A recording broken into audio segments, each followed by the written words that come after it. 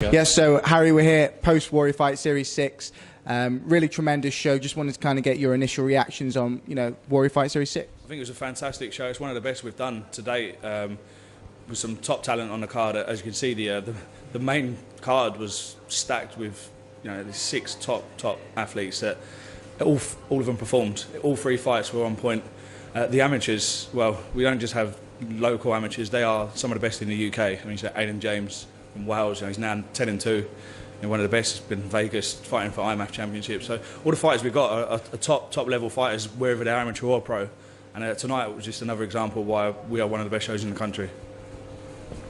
You finally managed to secure Don Wooding, the opponent, at the last minute. Next time out, have you got any ideas in mind of who might be fighting next? Yeah, I mean we've already had discussions prior to Dominic with opponents, and it depends how they get on other shows. But we've got a couple of fighters in mind who ain't scared to fight Dominic. It seems like many flyweights in the UK are, hence having to look elsewhere outside the UK. And Lionel Moreno was a fantastic fighter before he came over here. He took it on short notice, and he was a gallant runner-up. Dominic just proved again why he's one of the best flyweights in the country, if not the best. Can I ask, was there any point when the matchmaking process was going on that you were looking at doing Don Wooding versus Sam Creasy? It was something that I was trying to get on before we even had a date for this event. Unfortunately, Sam Creasy was booked on previous shows. And don't like to look past these opponents that he's got. So that's something that may be happening in the future. We hear that tonight will be the inaugural Warrior Fight Series post-fight bonuses. Is that something that you can indulge in? Yeah, definitely. I mean, I'm really excited that to be able to start giving out some bonuses. I mean, the fighters deserve everything they can get. And I mean, fight of the night for me was definitely Daniel Crawford versus Cam Ekpo. It was a 3-round war on his feet for the whole fight.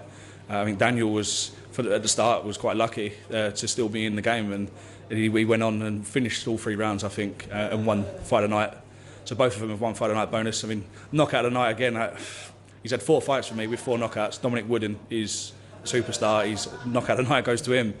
Submission of the night. Well, there was a few submissions, but I think Aiden James, the Welsh lad, I think he's definitely got to take it.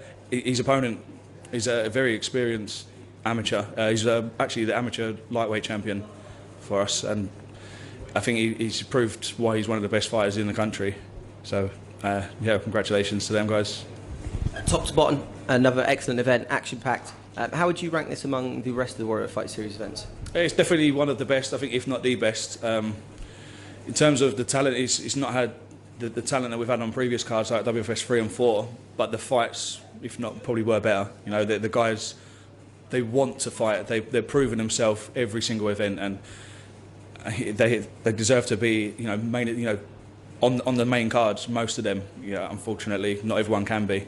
Some of them amateurs are really proving to be top level opponents, and I want to get them on the main cards and start building them up even more.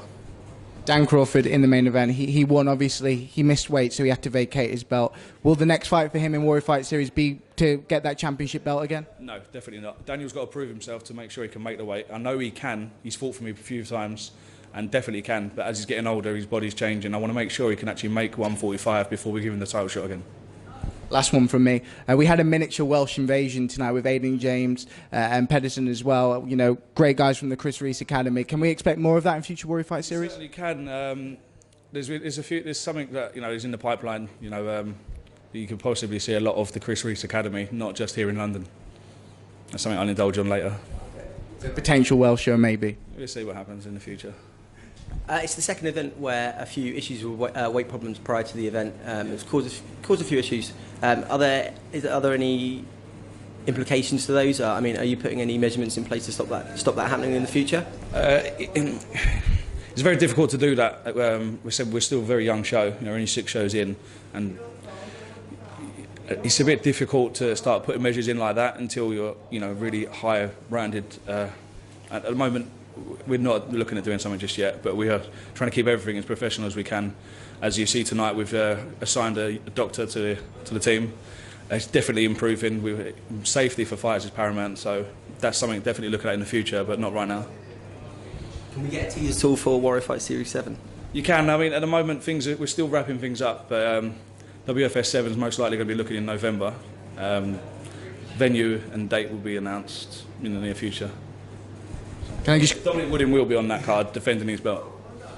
Can I just quickly ask about the doctor as well? What was it for you that made that decision? Obviously, you know, in Ireland recently, there was a real tragedy there. Was that what kind of kickstarted you to want to do that? No, not really. It's something I've wanted to do for a while. I mean, it does cost a lot of money, but fighter safety is paramount. And after what did happen in Ireland, it's definitely, you know, it does play a part of it. But it's something that I've been wanting to do from the off. It's just making it work and stepping stones. So I'm out at a level that building the team up to make things, again, safest for the fighters, but also for the crowd and everything. The whole team being built to make it perfect. So we're slowly getting there. Obviously, he was supposed to be your headline fight tonight. Jake Bostic, any plans to get him on the next show?